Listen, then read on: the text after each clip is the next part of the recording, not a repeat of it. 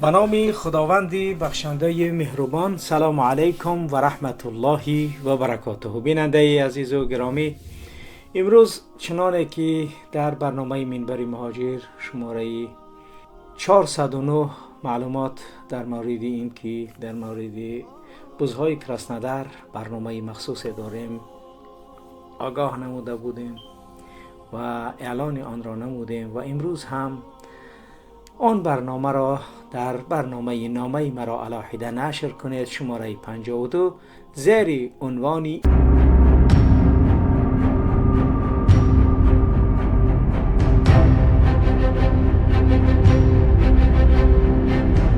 بله بیننده گرامی، قبل از آغاز برنامه در گذاشتن لایک ها و دقت جدی دادن کوتاهی نکنید.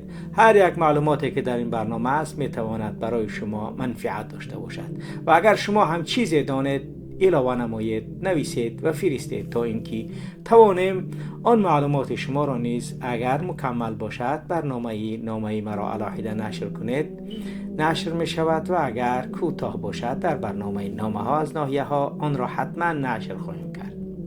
بیننده عزیز گرامی، تلاش برای تحت کنترل درآوردن زیر تاثیر سیاست های رژیم این دیکتاتور کثیف قرار دادن صدها هزار مهاجر بلکه میلیون ها مهاجر در روسیه که آنها هم الکتورات، هم سپانسر و هم عامل امنیتی و ثبات سیاسی در تاجیکستان می باشند سال هاست که ادامه دارد.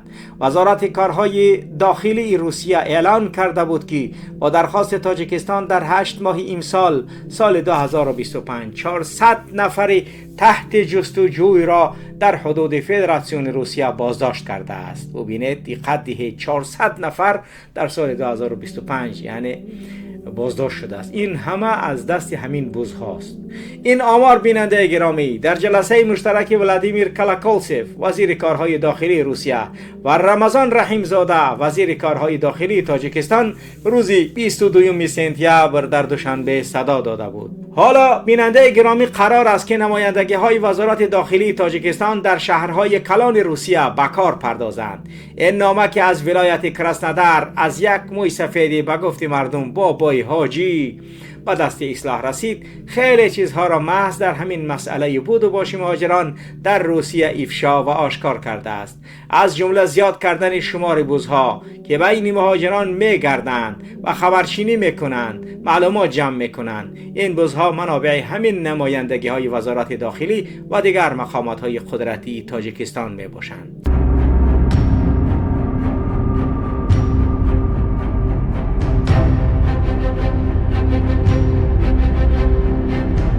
به نام الله بزرگ. نامه از شهر کرسنودر روسیه.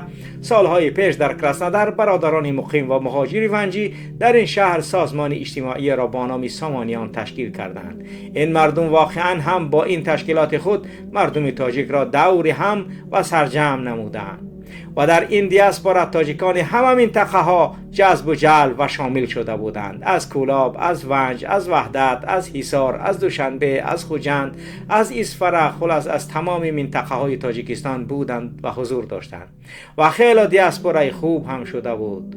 تاجیکان سرجم بودند، مرگ و مرده میشد. دیر نگذشته دوری هم آمده تابوت میت را سری وقت به وطن روان میکردند. یگان توی خرسندی هم میشد. همین طور با هم برگزار نمودند. محفل های فرهنگی و اجتماعی خوب هم میگذراندند، اما برای حکومت رحمان و فرومایه مثل این روزه کار نمیکردند. هوا را بوزی کرده با وطن برده ایستادند. این خیلی دهشت است.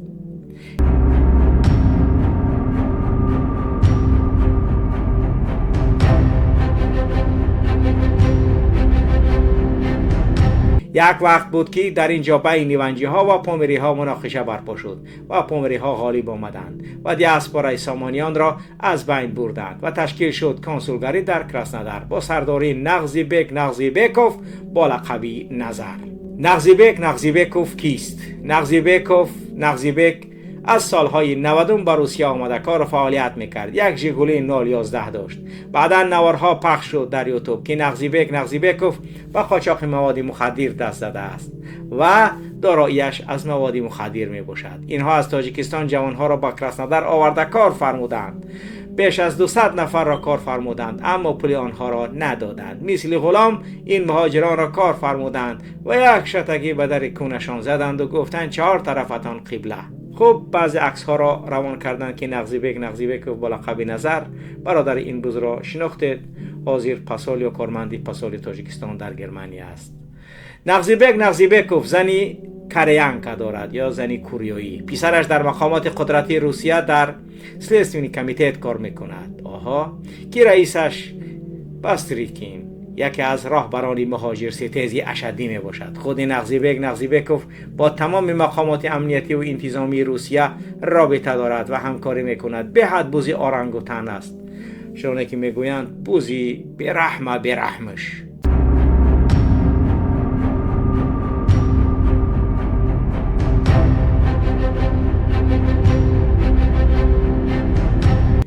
نغزی بیگ در بین مهاجران با نام نظر معروف است. در تاجیکستان پشت و پناه کریشش یک گنرال است. این گنرال او را با رمضان رحیمزاده وزیر کارهای داخلی شناس میکند و نغزی بیگ بر عوض $10,000 منصب کنسولی را میخرد و همین طور نظر یا نغزی بیگ بوزی رسمی رمضان رحیمزاده در کراسنودار می شود و تا این دم هم در همین نقش ایفای وظیفه و خدمت کرده ایستاده است. واقعا خیلی عجیب است، نه بیننده عزیز گرامی؟ در حقیقت بوزا برحمش است. بله، تمام مقامدارهای تاجیک، گنرال ها که به کراسنودار می آیند، نظر یا همین نغزی بیگ پیشواز می گیرد و حتما در خدمت آنها کمر می بندد.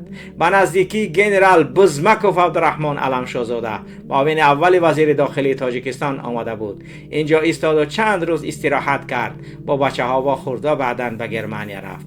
واقعا چی گونه استراحت کرد آنش را هم گفتند، ولی مهم که او را در یک دستیه مخصوصی برای بزمکوفی بدبخت آماده کردگیم که حتما در آن برایتان تقدیم می‌گردد. برادر محمد اقبال متاسفانه در سالهای اخیر در کراسنودار بزها بسیار شده است. راست گپ من نمیفهمم که اینها چرا به خبرکشی و بزی مشغول میشوند. از تاجیکستان رمضان رحیمزاده وزیر داخلی بزیشه هایش را به کراسنودار روان کرد و حالا آنها در کراسنودار کار و فعالیت دارند. خداوند در تار سر اینها بزند، روزشان سیاه و تیره بشود که بر ضرر و ضد مهاجران عادی و با کار و زندگی خود بند و مشغولند و با عذاب و مشقت پول به دست می آورند، کار میکنند و آنها را آزار میدهند.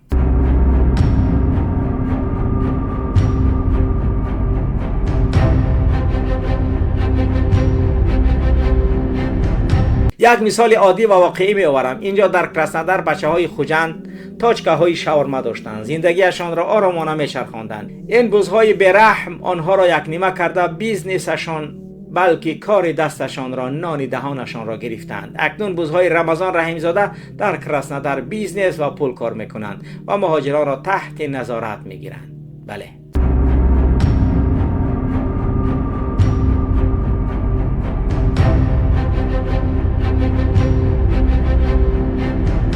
به حد نامرد و کثیف و چاپلوس و خوش آمدگویند که قطار مردم با مسجدها رفته با همراهی مهاجران نماز میخوانند، اما مهاجران تاجیک را خپ و دم به نوار میگیرند. خدا لعنتتان کند، شما از این چی فایده میگیرید؟ دنیایتان را سوزاندید، از آخرتتان اندیشه نمیکنید. شما با طاعت و عبادت یک بنده خدا چیکار دارید آخر؟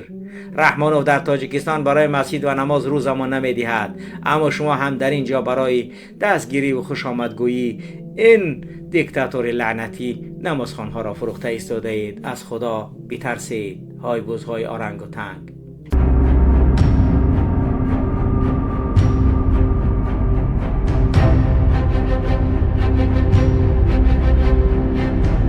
یکی از این شخصان میرزا علی رجبوف می باشد. بوزی رمضان رحیمزاده است. جوانها را از کراسنودار به تاجیکستان برده به MVD می سپارد. بوزا برحمش. به نزدیکی همه بوزهای کراسنودار به تاجیکستان رفتند و با رمضان رحیمزاده وزیر کارهای داخلی واخوری کردند. حتما باز برای آینده دستور و سپارش ها گرفتند و برگشتند. حاجی میرزا علی بس کن بوزیت را، همون بیزنس کرده ایستاده ای از کراسنودار به تاجیکستان بار میبری، با کمز و کتج میسازی و میفروشی، همون بس است تو را. بس کن بوزیت را، آدم ها را به MVD تاجیکستان نبر، نفروش، زدوت نکن، خبرکشی و تاجیک فروشیت را بس کن. این کار انسانی سالم و با ایمان نیست. با فکرم حاجی میرزا علی بس میکنی بوزیت را. اگرچه بوزی زیرک و دانا و چالاک هم باشی بس کن که در غیر این اگر ادامه دهی برای برنامه های آینده تمام سرگذشتت را می نویسم و می فرستم. دیگر قاری قاسم عبدالغفاروف، این هم یک بوزی دیگر است که در موردش معلوماتی دقیق می نویسم. قاری قاسم عبدالغفاروف از شارکوی اصفهان می باشد. در کدام دولت عربی قاری شده است. از شاگردان محب خان با لقب حاجی میتخون که این هم معروف بود. محب خان بوز را در کراسنودر زندان کردند. دیرتر برآمد و او را به تاجیکستان دپورت کردند. حالا حاجی محب خان در تاجیکستان است. او را همه با لقب میتخون میشناسند. با لیث‌الدین شریف زاده رئیس جماعت چارکوه در چارکوه کار و فعالیت کرده ایستاده است. درباره لیث‌الدین شریف زاده رئیس جماعت چارکوه و کار و اعمال جنایی وی اصلاح بسیار نوشته و برنامه کرده است. اینها بوزها را به حد بی‌رحمشند.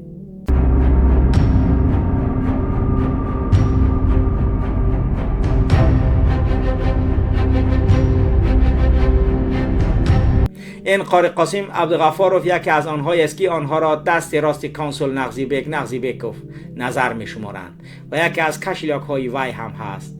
وی با کنسولگری مسکو همکاری زیچ دارد. از هر یک پاسپورت خارجی از مهاجر بیچاره 25,000 روبل می گیرد. به نزدیکی آخر ماه مارس یک گروه از کنسولگری مسکو آمدند برای پاسپورت شهروندان مهاجران. زیاده از 400 نفر پاسپورت گرفت. از این 400 نفر فقط برای کیسه های خود بیش از 4 میلیون روبل کار کردند. همشان از کنسول تا پاسپورت سازهای مسکو تا ریادوایشان. خانه‌تان بسوزد که از یک پاسپورت 25,000 میگیرند. من هم پاسپورت گرفتم چون که مهلت استفاده پاسپورتم تمام میشد. باور کنید که به اینها نه ایمان مانده است و نه شرف. در ایرپورت هم مهاجران را میدوشند. این قاری قاسم عبدالغفاروف در ایرپورت کراسنودر در دهن در ایرپورت ایستاده با پلیس فرودگاه همکاری میکند. با آنها نشسته کدام دکومنت ندارد از وی 10,000 روبل میگیرد. خانه سوزد قاری قاسم به این کاری غلطت. در وقتش در کراسنودر واقعا بودند جوانهای با آبرو که در بر مردم مظلوم مهاجر می ایستادند و خالصانه خدمت میکردند و از میلیسا و از میگراسیونی جوانها را حفظ و حمایت میکردند.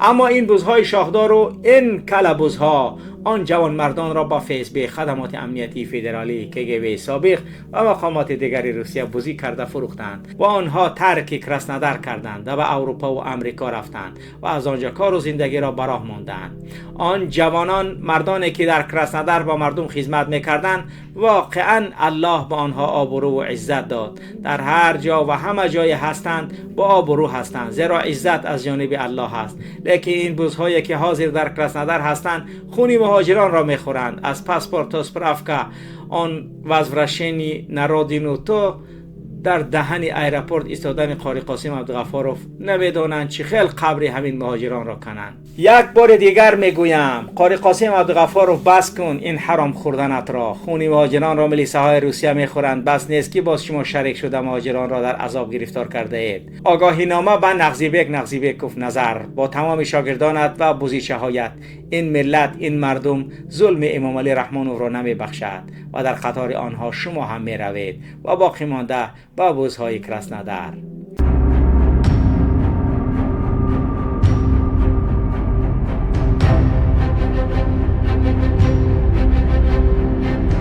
اینجا من 1-2-3 نفرتان را نوشتم، لیکن در آینده همه اتان را می نویسم و با عکس و نوارها همه ات را به اصلاح می فرستم و آن وقت دیگر هر کسی نمی شناختان خوب می شناسدتان. بس کنید میفهمید این جنایت از کار شما میکنید. من یکی از شما هستم. از سال 90 اینجا نیز در کراسنودر زندگی میکنم. من هم تاجیک شما هستم، لیکن مثل شما بوز نیستم. آخر زندگیم خوب است و خانه و در و ماشین و زندگانی آسوده و کار و بار دارم.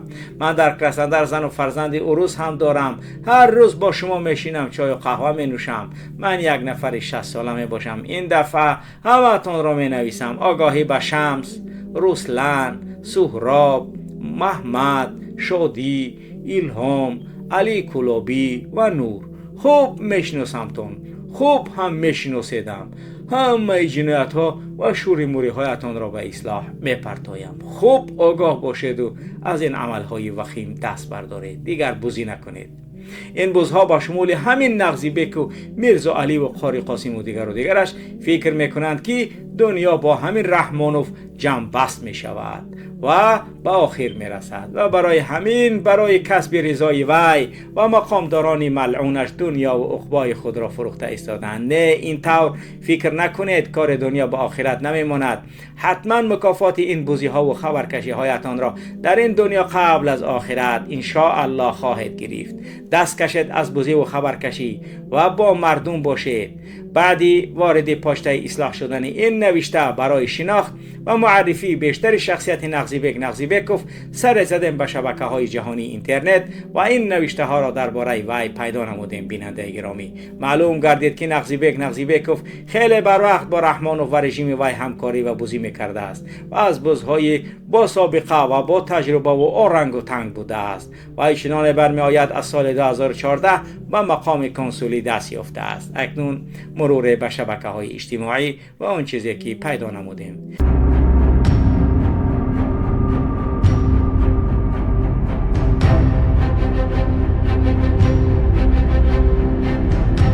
نغزی بکوف کنسول فخری تاجیکستان در ولایت کراسنودار روسیه تعیین شد. با اطلاع محمد ایگمزاد، سخنگوی سفارت تاجیکستان در مسکو، روز 27 نوامبر سال 2014 سفیر تاجیکستان در روسیه امامدین ستاروف، چون که حالا فعلا سفیر تاجیکستان در آلمان است، کنسول فخری را رسما به والی ولایت کراسنودار الکساندر تکاچف، راهبران نهادهای ولایتی و تاجیکان مقیم منطقه معرفی کرد. نغزی بکوف زاده تاجیکستان، ختم کرده دانشگاه دولتی پلی‌تکنیکی تاجیکستان و دانشگاه دولتی ادیگه می باشد. قبلا او رئیس جمعیت مساعدت به احیای فرهنگ مردم آسیای مرکزی در ولایت کراسنودار بود. خوب دقت دهید بیننده گرامی به اخبار دیگر. دوشنبه 15 اکتبر سال 2014 امید خاور موجود انوری می نوشته است: امروز پرزیدنت جمهوری تاجیکستان امامعلی رحمان یک گروه از راهبران جمعیت های تاجیکان مقیم منطقه های گوناگون فدراسیون روسیه را برای صحبت به حضور پذیرفت. همچنین پس از ملاقات نغزی بکوف رئیس جمعیت تاجیکان شهر کراسنودار گفت که همه پرابلم هایی که در حیات تاجیکان مقیم روسیه جای دارند با رهبری دولت رساندیم و اظهار باوری داریم که آنها در یک مدت معین حل خود را می‌یابند. من اظهار باوری دارم که نتیجه های این ملاقات بر رشد بخش‌های گوناگون اقتصادیات و اجتماعیات تاجیکستان تکان تازه خواهد بخشید. خب اکنون از سال 2014 تا به امروز یعنی تقریبا 11 سال گذشت و کمی بیشتر هم باشد اگر، ولی چی تغییرات شد؟ نغزی بک 11 سال شد وضعیت تاجیک از بد هم بدتر شد. خب این تاریخ ملت است. وقتی که میبروی پیش رحمانوف میگوی که در آینده خوبی تاجیک انتظار است، همه را دپورت کردن، نیم شب خودت فروختی، نیم شب بزود قطعی، چی بهبودی شد به وطن دولت؟ این همین از دروغ. وقتی که انسان دروغ میگه حافظه دروغگو بسیار یعنی که ضعیفه و اون چیزی که دروغ میگه با ملت درود میکشد. و اما خاطر خوب دقت که یعنی که گپایی که زده پس از برمدن از پیش رحمانوف که آینده خوب، که چی آینده خوب تاجیک انتظار بود غیر از بدبختی؟ واقعا خیلی بدبختی است. همکاری با وزارت داخلی. در خبر دیگر آمده است که نغزی بکوف با دعوت وزارت داخلی تاجیکستان دست به احسانکاری و سرمایه گذاری زده است. سوال اینجاست که چرا در همکاری با محض وزارت داخلی افتتاح بنای نوی مکتب در وادی برتنگ 12 سپتامبر سال 2017 این نشر شده بود. خوانندگان مؤسسه تحصیلات میانه عمومی شماره 35 دهه رخچی جماعت دهاتی سوناب ناحیه روشان صاحب بنای زمانوی گردیدند. طوری به وزارت کارهای داخلی جمهوری تاجیکستان خبر دادند بنا به تشبث وزارت کارهای داخلی و دستگیری مالی صاحبکار موفق وطن دوست نغزی بکوف با صرف زیاده از 700,000 سامانی بنیاد گردیده در روزهای جشن 26مین سالگرد استقلالیت دولتی جمهوری تاجیکستان به خوانندگان و آموزگاران و والدان آنها تحفه گردید. خوب باز نگاه کنید خبر دیگر. همین طور طبق این خبرها نغزی بکوف از سالها پیش به حیث یک آدم نزدیک رحمانوف و مقامات وی در میان مهاجران عمل کرده است. کار برای وی تا آنجا پیشرفت کرده است که برای وی شرایط برای تشکیل فیلیال های سازمانش و دیگر شهرهای روسیه را هم فراهم کردند. بدون شک این گونه شرایط به کمک و دستگیری مقامات مربوطه روسیه غیر امکان است.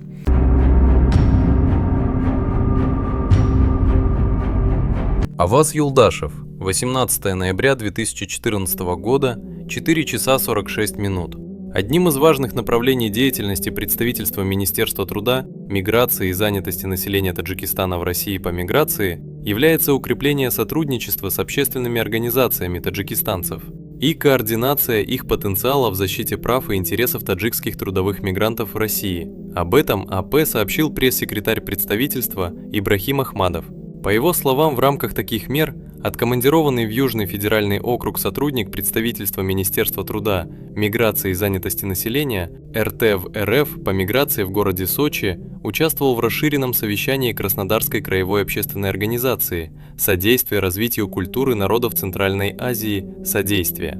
В совещании приняли участие почетный консул Краснодарского края Нагзибек Нагзибеков, руководство общественной организации, члены Координационного совета общественной организации.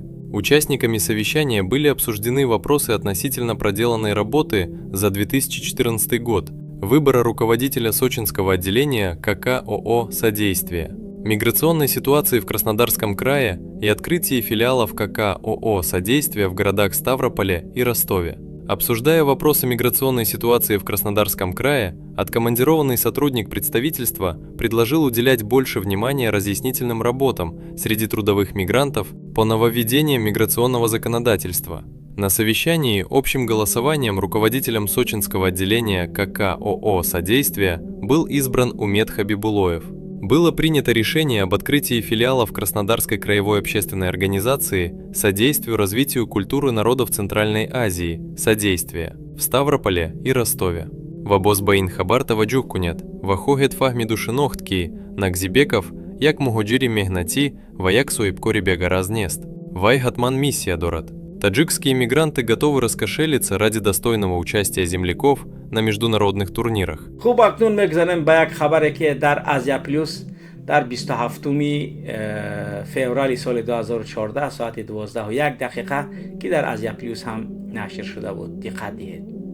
Азия Плюс, 27 февраля 2014 года, 12:01. Таджикские предприниматели Краснодарского края готовы оказать материальную помощь в подготовке спортсменов республики для достойного участия в международных соревнованиях. Как сообщает пресс-служба представительства миграционной службы РТ в РФ, такое заявление было озвучено нашими соотечественники, постоянно проживающие и временно работающими в этом российском регионе, в ходе встречи с руководством и членами Олимпийского комитета РТ. Мы знаем, что последние годы правительством РТ уделяется особое внимание развитию спорта. Особенно по инициативе главы государства Эмомали Рахмона в республике были построены сотни спортивных объектов. Новые стадионы, площадки, спортзалы, бассейны. Спортивные объекты построены даже в горных регионах с соответствующими условиями, отметил руководитель Краснодарской краевой общественной организации «Содействие»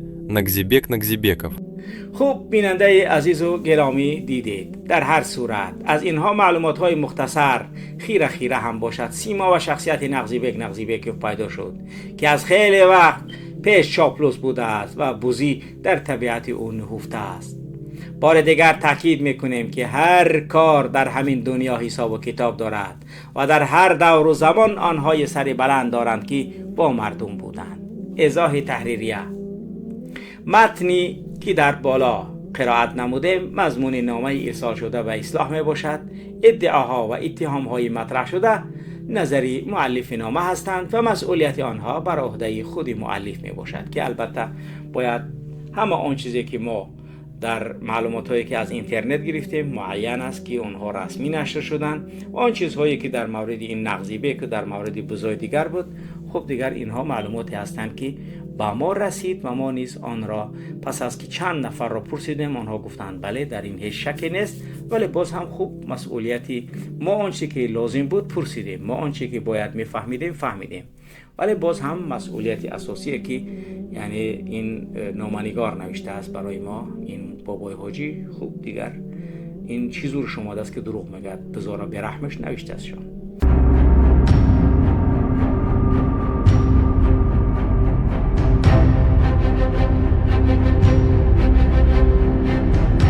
تو که خودت پامیری هستی، وجدانت آرام است بر این کارهایی که میکنی؟ شرم نمیکنی که همین رژیم امام علی رحمانوف چقدر مردم شریف و برومند پامیر را کشت، زندان کرد، آواره نمود و از روسیه دپارت کرد، اما تو باز هم در خدمت همین رژیم قرار داری؟